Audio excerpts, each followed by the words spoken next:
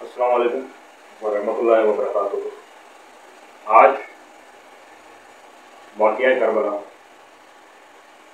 ہمیں حسین کربلا، ہمیں امام حسن کربلا، ہمیں حضرت علی کربلا، اس کا آخری پارٹ ہے جو میں آپ لوگوں کے سامنے پیش کر رہا ہوں۔ انشاءاللہ تعالیٰ اس کے بعد میں جو زندگی ہے امام حسین کی، امام حسن کی اور حضرت علی کی اور بچپن پاک کی اور شہدائے کربلا کی، اور سب سے پہلے ہمارے حضور، ہمارے نبی آقا سرکار دو عالم حضرت محمد مصطفیٰ صلی اللہ علیہ وسلم کی، تو ان کی زندگیوں پہ، ان کے واقعات پہ آپ لوگوں کے سامنے ویڈیو بناؤں گا۔ امید ہے کہ آپ لوگوں کو وہ بھی پسند آئے گی جیسا آپ لوگوں نے مجھے محبت اور پیار اس ویڈیو میں دیا ہے، اسی طرح ان ویڈیو میں بھی دیجیے گا۔ اور جنہوں نے چینل کو ابھی تک سبسکرائب نہیں کیا ہے وہ سبسکرائب کر لیں، لائک کر لیں، بیل آئیکن پہ کلک کر دیں اور کمنٹ ضرور کیجیے گا، تاکہ بیل آئیکن پریس کرنے کے بعد آپ لوگوں کو نوٹیفیکیشن آئے گا تو میں مزید نئی ویڈیو اپلوڈ کرتا رہوں گا۔ چلتے ہیں ویڈیو کی طرف، آخری پارٹ کی طرف۔ یزید تیرا تخت و تاج دو گھڑی کا تھا، ہے آج بھی دلوں پر حکومت حسین کی۔ یزید تیرا تخت و تاج دو گھڑی کا تھا، ہے آج بھی دلوں پہ حکومت حسین کی۔ شہادت کے بعد تاریکی اور خون کی بارش، حضرت علامہ بن حجر مکی، حضرت امام سیوطی ابن اشر، علامہ بن جریر، علامہ ابن کثیر اور دیگر علماء حدیث نے بھی اپنی کتب میں بیان فرمایا ہے کہ اہل بیت عطار کی شہادت کے بعد نتائج و علامت سے پہلے ہی آگاہ کر دیا گیا تھا کہ جب انہیں بے دردی اور ظلم کے ساتھ شہید کر دیا جائے گا تو زمین و آسمان خون کے آنسو روئیں گے۔ چنانچہ شہادت امام حسین کے بعد یہ پیشن گوئی من و ان پوری ہوئی۔ یہ بات حقیقت ہے کہ آپ لوگ آج بھی اگر 9-10 محرم کی رات آسمان کی طرف دیکھو گے تو آپ لوگوں کو آسمان لال سرخ نظر آئے گا، مطلب اللہ تعالیٰ ابھی تک تا حیات یہ واقعہ کون سی صدی میں پیش آیا، کب پیش آیا، کس وقت پیش آیا، اور آج بھی ہم اپنی آنکھوں سے اس آسمان کو دیکھتے ہیں تو باضابطہ کا بساختہ اس آسمان پہ وہی لال رنگ، وہی خون کے نشان، وہی ہر چیز موجود ہے اور تا قیامت تک رہے گی۔ چنانچہ شہادت امام حسین کے بعد یہ پیشن گوئی من و ان پوری ہوئی۔ جب امام حسین شہید ہوئے تو آسمان سیاہ ہو گیا اور تاریکی کے بعد دن کو تارے نظر آنے لگے۔ بعض کتب میں یہ ہے کہ 3 دن تک آسمان کی رنگت سرخ رہی جس پر اندھیرے کا گمان ہوتا تھا۔ بعض مورخین نے یہ مدت 7 دن بیان کی ہے۔ ہر طرف خون کی بارش ہونے لگی۔ بیت المقدس تک جہاں کہیں بھی کوئی شخص اپنے مٹکے سے اس کا ڈھکن اٹھاتا تو اس میں پانی کی جگہ خون نظر آتا۔ زمین کے جس مقام سے پتھر کا ٹکڑا اٹھایا جاتا اس ٹکڑے کے نیچے سے خون کا فوارہ رواں ہو جاتا۔ ہر سوئی زمین بھی قتل حسین پر رو رہی تھی اور آسمان بھی شہادت حسین پر رو رہا تھا۔ ام المومنین حضرت سلمہ رضی اللہ تعالیٰ عنہ فرماتی ہیں، رب ذوالجلال کی عزت کی قسم، حسین کی شہادت کے دن میں نے جنات کو بھی روتے ہوئے دیکھا، ان کو بھی یہ کہتے ہوئے سنا کہ بدبخت اور بد نصیب ہیں وہ لوگ جنہوں نے رسول کے بیٹے کو شہید کر کے اپنے اوپر رسول کی شفاعت کا دروازہ بند کر دیا ہے۔ سر حسین کا سفر، رات گزر گئی، صبح ان مقدس سروں کو نیزوں پر اٹھایا گیا، اونٹوں کی سواریوں پر مقدس بیٹیوں کو بٹھایا گیا اور یہ لٹا پٹا سہارا قافلہ سوئے کوفہ روانہ ہو گیا۔ ظالم یزیدی اس قافلے کو لے کر کوفہ کی طرف روانہ ہو گئے۔ رات کو ابن سعد کے لشکر میں سے کسی نے چاہا کہ حضرت زین العابدین کو بھی شہید کر دے، لیکن ابن سعد نے کہا بیمار بچہ ہے، اسے رہنے دو۔ مشیت عرضی یہی تھی کہ کوئی مرد ان میں ضرور موجود رہے جس نے سب کچھ اپنی آنکھوں سے دیکھا ہو اور وہ حالت کا عینی شاہد ہو۔ دوسرے روز لشکر یزید نے اپنی تمام لاشوں کو جمع کیا اور انہیں دفن کر کے روانگی کا اعلان کر دیا، مگر اہل بیت کرام کی لاشوں کو دفن کرنے کی کوئی ضرورت محسوس نہ ہوئی۔ بغیرت کمینے لوگوں نے امام پاک کے خاندان اور ساتھیوں کے جسموں اور لاشوں کو اسی جگہ بے غور دفن کر دیا، بے غور کفن چھوڑ دیا۔ فرات کے کنارے ایک قبیلہ بنو سعد آباد تھا۔ جب انہیں پتہ چلا کہ یزیدی لوگ اہل بیت चार की लाशों को खुले आसमान तले छोड़कर चले गए हैं, तो वो फौरन वहाँ पहुंचे और 14 के मुबारक जिस्मों के कफन दफन का इंतजाम किया। यजीदियों का काफिला अहले बैत कराम के हमरा कूफा में दाखिल हुआ। 14 के सर इनके पास थे, वो सब इब्ने जियाद के सामने पेश कर दिए गए। हजरत इमाम पाक का सर मुबारक कूली के पास था, वो किसी वजह से बर वक्त दरबार में नहीं पहुंच सका और सर मुबारक अपने हमरा अपने घर ले गया। अपनी बीवी से कहने लगा, आज मैं तेरे लिए दुनिया और जहाँ की दौलत लेकर आया हूँ। इसका मतलब ये था कि जब ये सर इब्ने जियाद के सामने पेश होगा तो बहुत सा इनाम मिलेगा। संगे दिल पूरी लंबी तान कर सो गया, मगर इसकी बीवी सर मुबारक के सामने बैठ गई और सारी रात रोने का गुजार दी। इसने देखा कि जमीन से आसमान तक नूर ही नूर फैला हुआ है और सर मुबारक से इर्द गिर्द अजीब शक्ल के नूरानी पेकर तवाफ कर रहे हैं। कुछ नहीं कहा जा सकता कि वो हूरों फरिश्ते हैं, इस जहाँ की मखलूक हैं या आलिम बाला से आए हुए मलका हैं और सारी रात यही नज़ारे करती है। सुबह बमकतब कूली उठा और इमाम पाक का सर अनवर इब्ने जियाद के पास ले गया। इमाम अली मकाम का सर अनवर बाकी सरों के साथ और खानवान रसूल के बाकी कैदियों के साथ इस बब्बक इब्ने जियाद के तख्त के सामने पेश किया गया और बब्बक इस वक्त तख्त पर बैठा था। इसके हाथ में छड़ी थी। इसने छड़ी लेकर सैयदना इमाम हुसैन के दंदान मुबारक पर मारी और कहा, देख सर अकड़ा कर चलने वाले, आज तू अपने अंजाम को पहुंच गया। हुजूर के एक नाबीना सहाबी जो कि बिल्कुल नाबीना ना थे, नज़र कुछ कमज़ोर थी, वो बहुत बूढ़े हो चुके थे। इनका नाम जैद बिन अरकम था। वो मजलिस में मौजूद थे। इसने जैद की छड़ी को जब इमाम अली मकाम के मुबारक लबों पर देखा तो वो चीख उठे और कहा कि कुछ तो हया कर, मैंने अपनी आंखों से हुजूर के लबों को इन लबों पर देखा है। हुजूर इन लबों को चूमा करते थे। इसने कहा कि ए जैद बिन अरकम, अगर आप रसूल के सहाबी और बूढ़े ना होते तो आप का सर कलम कर देता। जालिम, तुझे क्या हया है हुजूर के सहाबी का? जिस रसूल के लफ्ते जिगर से तुम ये सलूक कर रहे हो, इस रसूल के सहाबी से हया करने का तुम्हें क्या अर्थ है? इब्ने जियाद ने ये सब कुछ करने के बाद यजीद की खुशनुदी के लिए इमाम अली मकाम का सर अनवर को दीगर सरों के जुलूस के साथ और इन्हें रसूल की बरगजीदा कैदी बीवियों के साथ यजीद की तरफ मुश्किल रवाना कर दिया। जब यह काफिला वमुश की तरफ रवाना हुआ तो रास्ते में एक गर्जे के करीब पड़ाव किया। वहाँ उन्होंने जली रूज में एक पहाड़ी पर सुर्ख रंग के साथ शेर लिखा हुआ देखा, जिस कौम ने हुसैन को कत्ल कर दिया है, क्या वो क़यामत के दिन इनके नाना जान की शिफात की उम्मीद रखती है? अहले काफिला ने जब ये अजीबो गरीब शेर पढ़ा तो इनके रोंगटे खड़े हो गए। कुछ समझ ना सके कि ये शेर इस पहाड़ी पर इस कदर नुमाया सूरत में कैसे मुस्तूर हो गया। अभी इन पर हैरत और दहशत का आलिम तारी था कि इस गड्ढे में से एक ईसाई पादरी इनके करीब आया। अहले काफिला ने इसकी आमद की गनीमत जाना और पूछा कि ये शेर यहाँ कब से लिखा हुआ है? इसने कहा, मुझे मालूम नहीं, हम तो अपनी पैदाइश के वक्त से लिखते आ रहे हैं और हमारे बड़े बूढ़े बताते हैं कि नबी अकरम सल्लल्लाहु अलैहि वसल्लम की बात से भी सदियों पहले ये शेर यहीं लिखा हुआ था और ये अरसे से चला आ रहा है। ये बताने के लिए कि जालिमों वो बब्बक गिरदा तुम में से होगा जो तुम्हें कलमा पढ़ाने वाले नबी के नवासे को जलील कर देगा। इस रायत ने जब वो ये कैफियत देखी तो पूछा, ये सर किसका है? ये काफिला कैसा है? ये माजरा कैसा है? इस रायत को बताया गया कि ये सर हुसैन इब्ने अली का है, नबी के रखते जिगर का सर है। ये इन खानदान की मुकद्दस बीवियों का काफिला है, ये इनकी औलाद के मुकद्दस सर है। वो रायत कांप उठा, इसका जिस्म लरज गया। वो कहने लगा, जालिमों मैं तुम्हें 10,000 दिनार देता हूँ। 10,000 दिनार के बदले एक रात इन सरों की मेहमानी मुझे अता कर दो। मैं ईसाई हूँ, मैं तुम्हारे दीन पर ईमान नहीं रखता, मैं तुम्हारा कलमा नहीं पढ़ता, लेकिन मुसाफिर समझकर मैं चाहता हूँ कि एक रात खिदमत कर ली।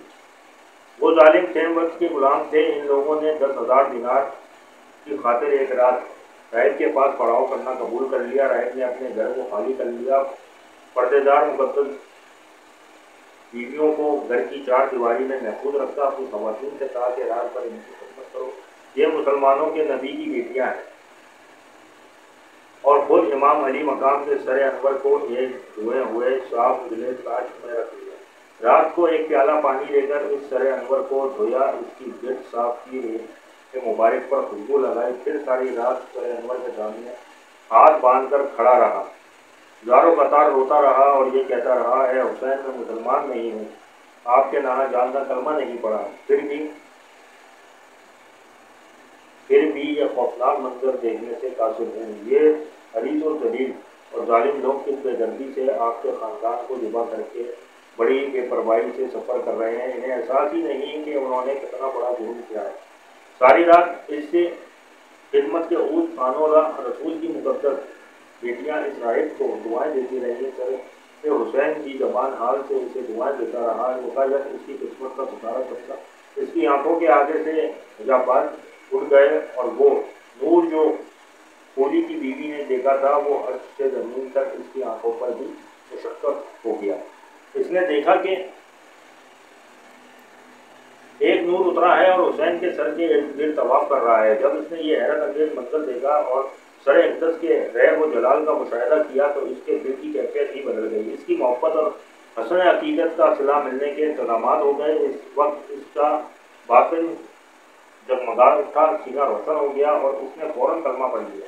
اب اس کے لیے اہل بیت کرام سے دور رہنا ناممکن ہو گیا۔ چنانچہ جب یہ قافلہ روانہ ہوا تو وہ بھی ان کے ساتھ حلیہ اپنی منزلیں طے کرتا ہوا۔ جب یہ قافلہ یزید کے دربار میں پہنچا تو وہ پہلے ہی اس کا منتظر تھا اور بڑی رونق کے ساتھ اپنے تخت پر بیٹھا ہوا تھا، ایک چھڑی اس کے ہاتھ میں بھی۔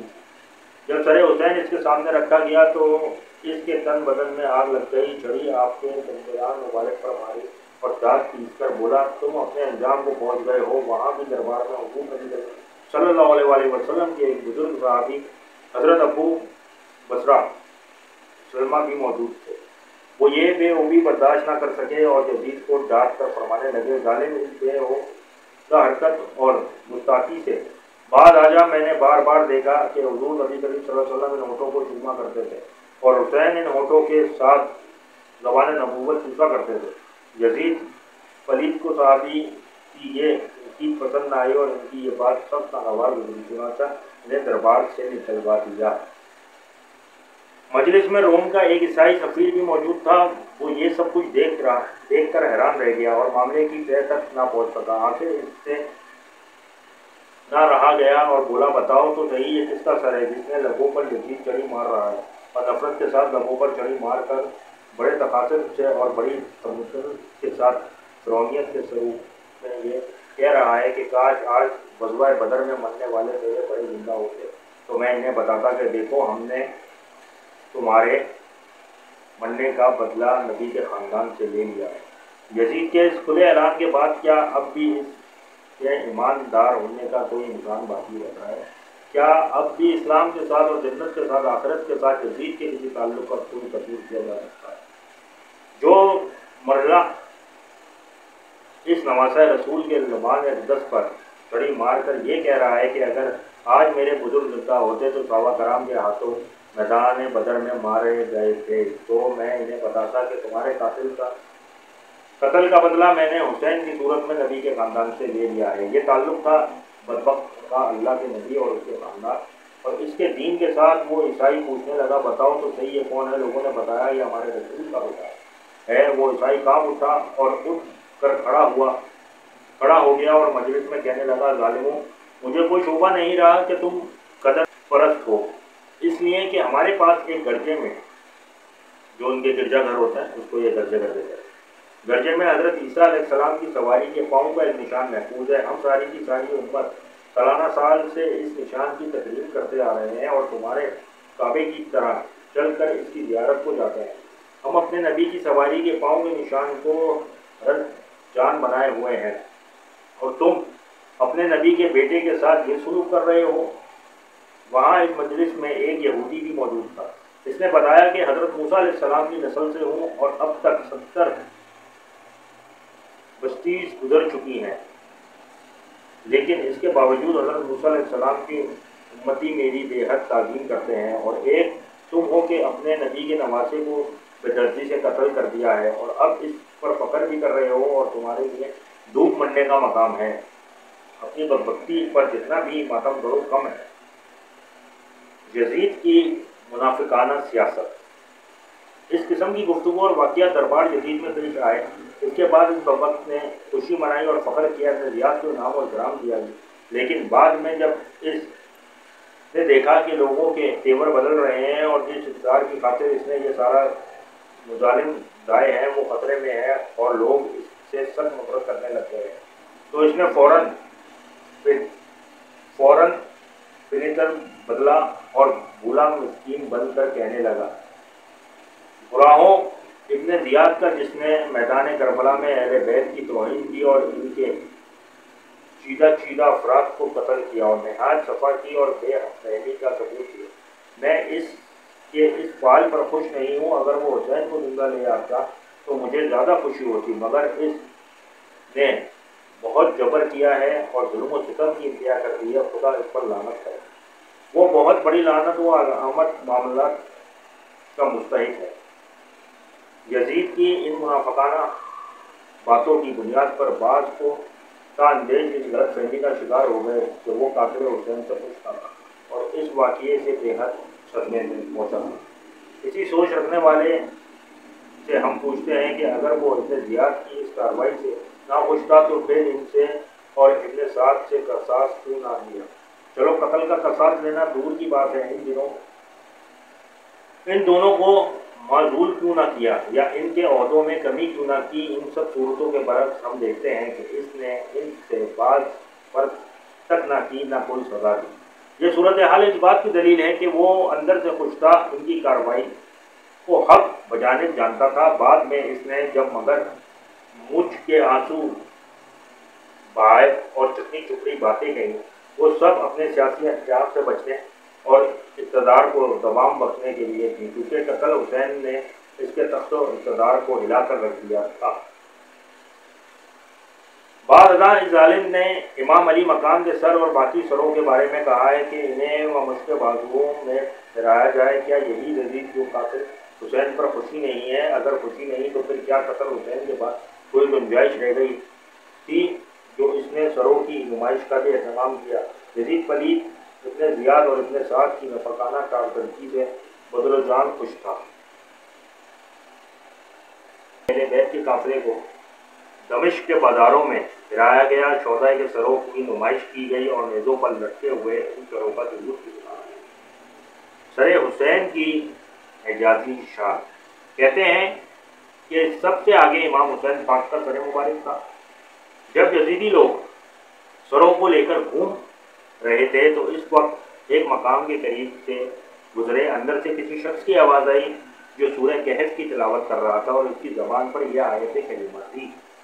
اس کا مفہوم میں آپ کو بتا دیتا ہوں۔ کیا تو نے سوچا کہ اصحاب کہف یعنی غار والے لوگ ہماری عجیب نشانیوں میں سے ایک نشانی تھے؟ اس وقت امام پاک کے سر مبارک نے فصیح زبان میں کہا، میرا قتل کیا جانا اور یوں گلیوں میں پھرایا جانا اصحاب کہف کے واقعے سے بھی عجیب تر ہے۔ ایک شخص کا بیان کہ اللہ کی عزت کی قسم میں نے اپنی آنکھوں سے دیکھا کہ امام حسین کا سر انور یزید کے حکم پر و مشق میں پھیرایا جا رہا تھا۔ ان کے نیزے کے سامنے ایک دمشق کا شخص جا رہا تھا اور وہ سورہ کہف کی تلاوت کر رہا تھا۔ جب وہ اس مقام پر پہنچا کہ کہف اور رقیم کے لوگوں کے واقعات بہت عظیم ہیں تو اللہ پاک نے سر حسین کو زبان عطا کر دی اور امام حسین کا سر انور نیزے کی نوک سے فصیح زبان میں بولا کہ کہف اور رقیم کے واقعات پر تعجب کرنے والوں، نواسہ رسول کا سر کٹ کر نیزے پر سوار کیا جانا یہ کہف کے واقعے سے بھی عجیب تر ہے اور زیادہ دردناک ہے۔ امام علی مقام کے اس واقعے کے بعد امام علی مقام کے اس مقدس قافلے اور ان بیٹیوں کو پھر مدینے کی طرف روانہ کیا گیا۔ یہ لٹا پٹا قافلہ حضرت زین العابدین کی قیادت میں جب مدینے پہنچا تو شہر مدینے کی گلیوں میں قیامت برپا ہو گئی، ایک کورام مچ گیا، ایک عجیب کیفیت جاری ہو گئی اور ہم نہیں سمجھ سکتے کہ وہاں کی رات کا عالم کیا ہوگا۔ مدینے کی گلیوں کی جس خاک پر حسین کا بچپن گزرا تھا، اس خاک کے درے اس لٹے ہوئے قافلے کو دیکھ کر کیا کہتے ہوں گے۔ مدینے کی فضاؤں میں جہاں حسین اپنے نانا کے کندھوں پر سوار ہو کر ساتھ دیتے رہے، ان فضاؤں کی افسردگی کا عالم کیا ہوگا۔ مدینے کے درد و دیوار کیا کہتے ہوں گے، وہاں کے بزرگ اور جوان کیا سوچ رہے ہوں گے، ارے گنبد خضرا کے سائے کیا کہتے ہوں گے اور حضور کے روضہ اطہر کی جگہیں کیا سوچیں گے۔ یہ معاملہ تو اللہ ہی بہتر جانتا ہے۔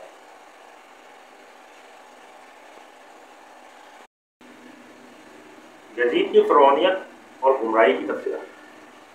امام علی مقام کی شہادت کے بعد یزید بے حد وقت میں فرونیت آ گئی، مزید کارونیت آ گئی۔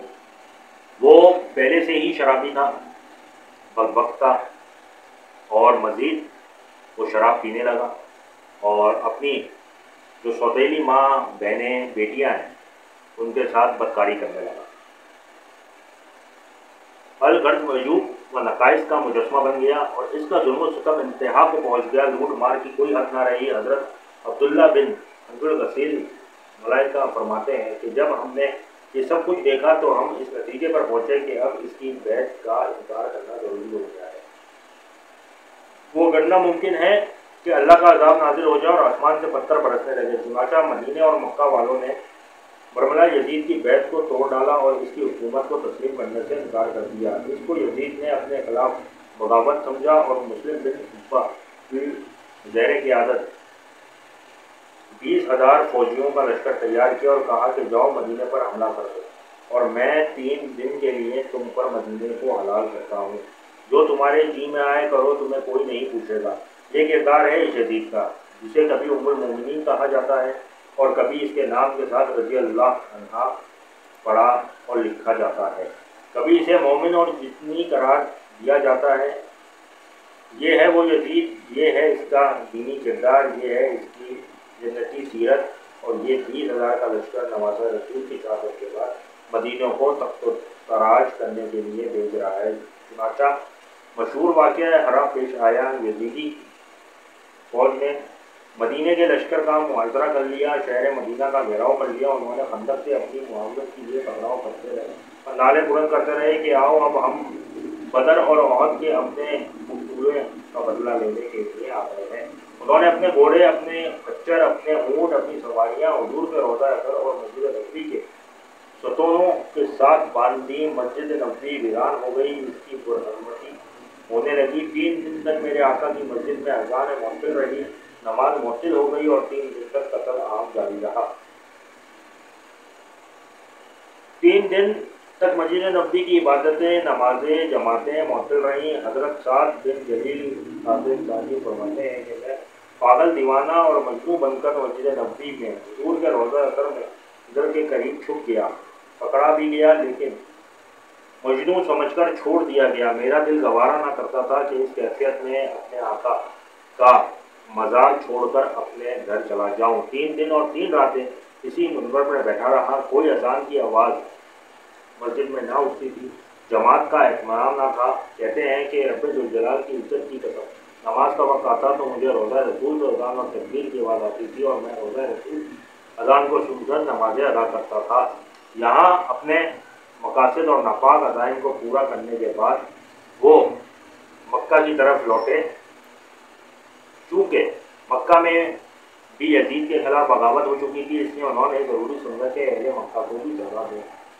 مسلم بن عقبہ کا انجام۔ اسی اثناء میں یزیدی لشکر کا سپہ سالار مسلم بن عقبہ آ گیا، جس نے مدینہ پاک کی کھلے بندوں بے حرمتی کی تھی۔ وہ مدینہ طیبہ جس کے لیے صحیح مسلم اٹھا کر دیکھیے، میرے آقا فرماتے ہیں کہ بے شک میرے شہر مدینے کے لوگوں کو معمولی سا بھی خوف زدہ کرے گا، اللہ پاک اسے لیے ختم کر دے گا، جس طرح نمک پانی میں کچل کر ختم ہو جاتا ہے۔ دوسری سلاب دیکھتا ہوں تو آتا ہے یہ خیال، پانی بھٹک رہا ہے تلاش حسین۔ سلاب دیکھتا ہوں تو آتا ہے یہ خیال، پانی بھٹک رہا ہے تلاش حسین۔ جس نے حق کربلا میں ادا کر دیا، جس نے نانا کا وعدہ وفا کر دیا، گھر کا گھر سپرد خدا کر دیا، اس حسین ابن علی پر ناخوش رہا۔ جو میرے مدینے والوں سے برائی کا ارادہ کرے گا، اللہ پاک اور فرشتے قیامت تک اس پر لعنت کرتے چلے جائیں گے۔ یہ احادیث مبارک ہے۔ تعجب ہے کہ شہر مدینہ میں رہنے والے ایک بدوی کو ہراساں کرنے والا تو خدا کی لعنت اور دنیا و آخرت کے عذاب کا مستحق ٹھہرے اور نواسہ رسول اور پورے خانوادہ رسول کو کچل دینے والا اور ان کی شہادت پر فتح و نصرت کے جشن منانے والا بستور مومن رہے۔ کم از کم یہ بات ہماری سمجھ سے بالاتر ہے۔ مدینے پر حملہ کرنے والا یزیدی لشکر کا سپہ سالار جب مر گیا تو ایک عورت کے دل میں خیال آیا، اس شخص نے ناقابل معافی جرم کیا، ذرا اس کا حال تو معلوم کرنا چاہیے۔ روشن ضمیر اور ایماندار عورت تھی، اس روحانی نظر سے بہترا در تھی جو عالم برسخ کے واقعات کو بھی دیکھ لیتی ہے۔ چنانچہ اس نے آ کر قبر کھودی تو یہ منظر دیکھ کر حیران رہ گئی کہ دو ہستے اس کی قبر میں موجود ہیں، ایک سر پر پھنکار رہا ہے اور دوسرا ٹانگوں کے ساتھ لپٹا ہوا ہے۔ قرآن پاک نے ایسے ملعونوں کے لیے پہلے ہی بتا دیا تھا کہ عذاب ان کا مقدر ہے۔ دنیا و آخرت میں خدا نے ان پر لعنت فرمائی ہے اور ان کے لیے ذلت و امیز عذاب تیار کیا ہوا ہے۔ یزید کا عبرتناک انجام۔ یزیدیوں نے مکہ مکرمہ کی طرف پیش قدمی کی، وہاں پہنچ کر مظاہرہ کر لیا۔ پھر ان حرکات کا آغاز ہوا جن کا ایک مسلمان تصور بھی نہیں کر سکتا۔ وہ مہینے تک حرم مکہ کی بے حرمتی کی گئی، خانہ کعبہ کے غلاف کو آگ سے جلا دیا گیا۔ خانہ کعبہ پر یزیدی لشکر نے پتھراؤ کیا، اس کی چھت اڑ گئی، خانہ کعبہ کی عمارت شاخسہ ہو گئی، مکے کے لوگوں کو شہید کیا گیا۔ اسی اثنا میں جب مکہ میں کعبہ شریف پر آگ برسائی جا رہی تھی اور پتھراؤ کیا جا رہا تھا، عین اسی وقت اطلاع آئی کہ بک یزید ایڑیاں رگڑ رگڑ کر مر گیا ہے۔ جب اس کے حکم سے مکہ مکرمہ پر آگ اور پتھر کی بارش کی جا رہی تھی، وہ اس وقت درد خروج میں مبتلا تھا۔ 3 دن تک درد سے تڑپتا اور بلبلاتا رہا اور حکومت کرنے کی حسرت دل میں لے واصل جہنم ہو گیا۔ یزیدیت لشکر یزید نے معاشرہ ختم کر دیا اور وہ مشق کی طرف لوٹ گیا۔